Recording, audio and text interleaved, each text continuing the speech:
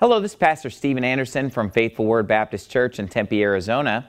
Today with Lesson 20, we're going to start actually getting a little bit more advanced. Instead of just cherry-picking easy verses as we've been doing in these lessons, we're now going to take a whole passage and just work our way through that passage and try to deal with just about everything that comes up grammatically and all the vocabulary that comes up. And we're going to start with John chapter 1. Now, the reason that I want to start with John chapter 1 is that the book of John is easier to understand than a lot of the other books in the Greek New Testament. Not all of the books of the New Testament are equivalent when it comes to how hard they are to read. For example, in 2 Peter chapter 3, Peter said that there are many things in Paul's epistles that are hard to be understood.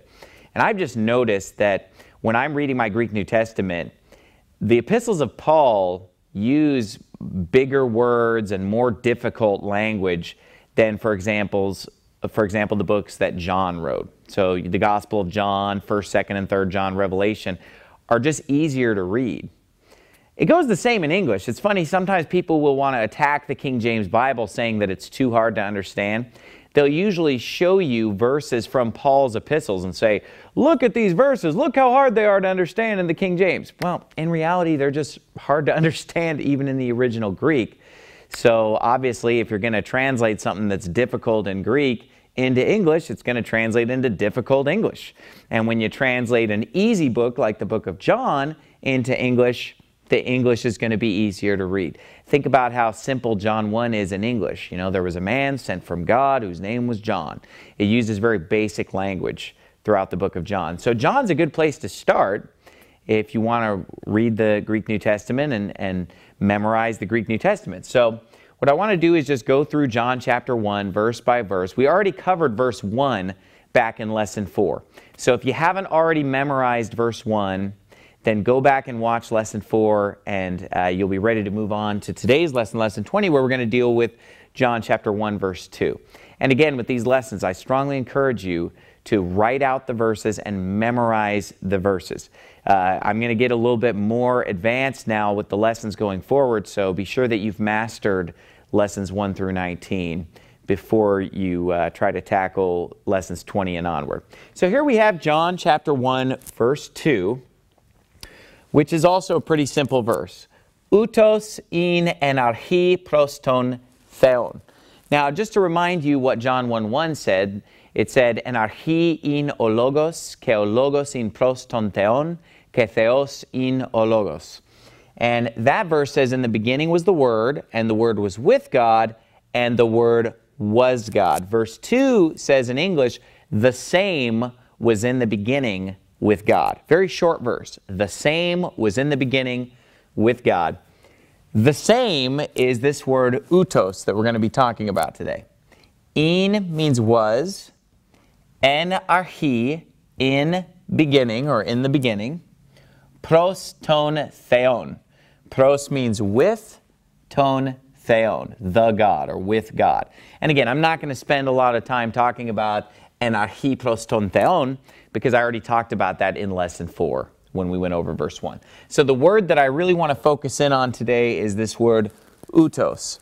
Now, ούτος is what we would call a demonstrative pronoun, and it's usually going to be translated into English as this. So the word this in English, in Greek, would be expressed as ούτος. So literally what this is saying is this was in the beginning with God. And obviously it sounds better the way the King James has it translated, the same, meaning this one that we just referred to in verse 1, the same was in the beginning with God. So the demonstrative pronoun this, or in Greek ούτος, it can act as a pronoun, as it is here, where it's replacing a noun. And the noun that it is replacing is o logos, or the Word. In the beginning was the Word was with God, and the Word was God. The same, referring to the Word, was in the beginning with God. This, meaning the Word, was in the beginning with God. So ούτος here is acting as a pronoun.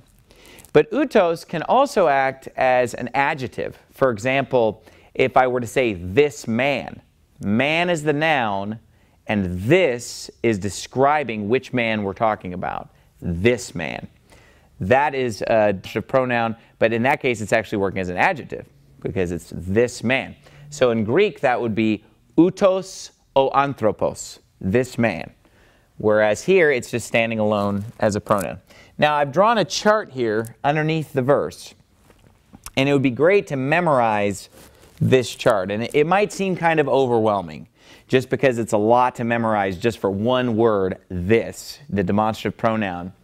But honestly, it's really worth your time and investment in memorizing this chart, because there's a pattern in this chart that's going to come up in a lot of other words in Greek and other demonstrative pronouns.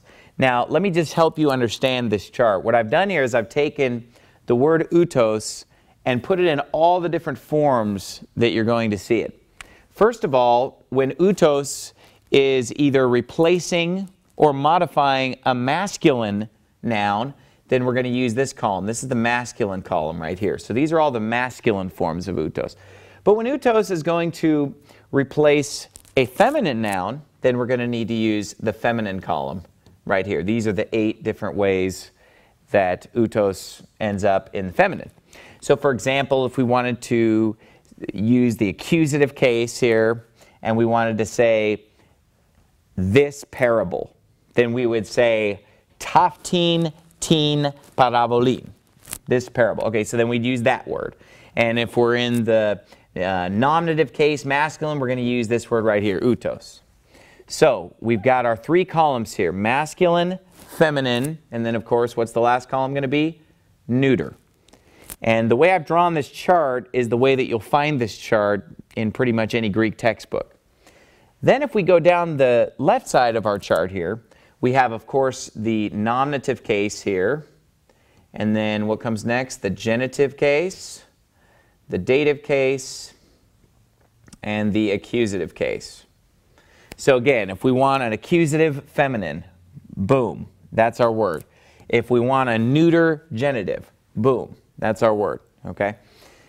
And you say, okay, well, what's the bottom half of the chart? Well, this is all the plurals, okay? So everything here is singular. And everything down here is plural. So here we've got our singular masculines, feminines, neuters. These are the different cases, nominative, genitive, dative, accusative. And you should be familiar with this chart anyway from when we talked about adjectives and we talked about alithinos. So that's how this chart works. I'm going to get rid of these indicators on the side just so that the board doesn't get too cluttered. And I would strongly recommend that you at home watching the video write out this chart and write this chart on a piece of paper for yourself as you watch the video, and then definitely commit this chart to memory so that you can write it out without looking at the video. So again, we know what this chart means. We've got all of our singulars up here, we got our plurals here, masculine, feminine, neuter, and then we've got here, of course, nominative, genitive, dative, and accusative. So let's read off these words so that we can get the pronunciation right. First, starting in this masculine column, we've got ούτος, tutu, tuto, tuton. And of course, we're using modern Greek pronunciation. Then in the feminine column, we've got afti, taftis, tafti, taftin. Then in the neuter column, we've got tuto, tutu, tuto, tuto. Then let's move down to the plurals. Masculine plural is going to be uti. Then we'll move down to the genitive, tuton, tutis, tutus. Move to the feminine column, afte, tuton, taftes, taftas.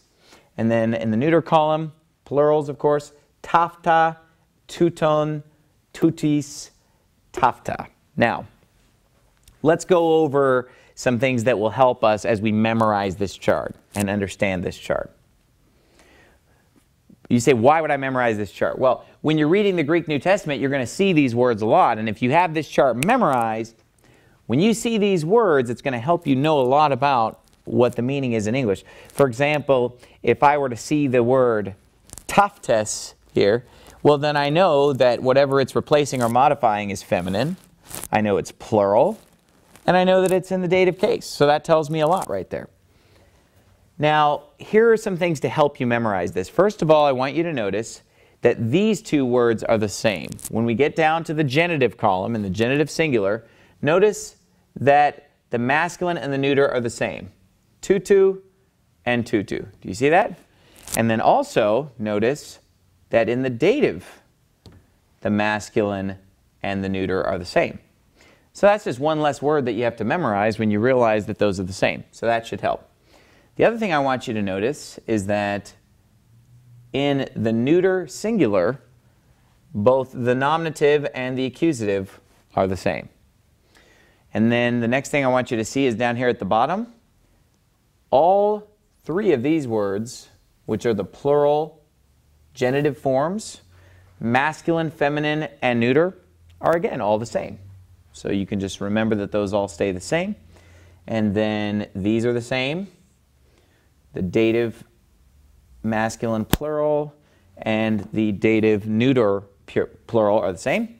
And then just like in the singular, in the plural as well, the neuter nominative and the neuter accusative are the same. So that can help you memorize this. But not only that, the reason why you really want to learn this chart is because there are a lot of other words in Greek that are going to follow the exact same pattern. For example, when we think of demonstrative pronouns, obviously we have the word this, but what's the opposite of this? That. And the word for that in Greek is ekinos.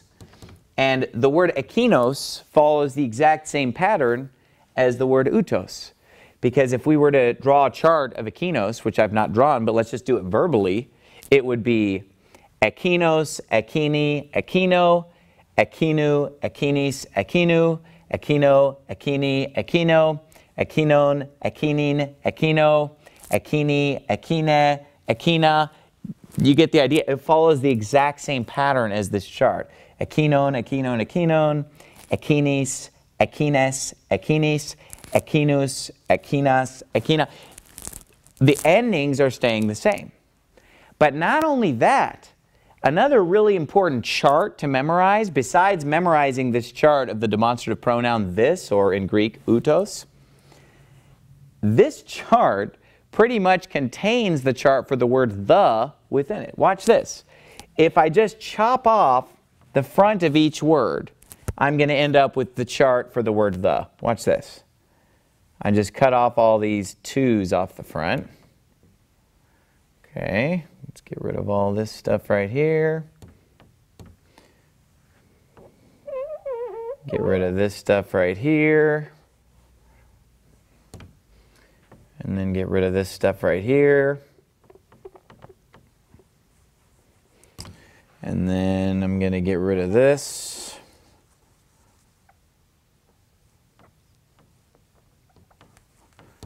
Okay, and then get rid of this. And now, hopefully this should look familiar to you from all the lessons where we've talked about the word the. Hopefully you're starting to recognize some of these. And look, all I've done is erase things, except for the only one that I'm going to have to erase something extra on is this. I got to get rid of this S, don't I? Okay, now I've got the word the.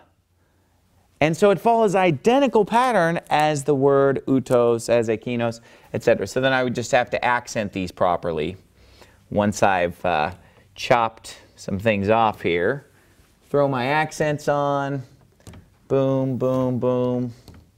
Accents here.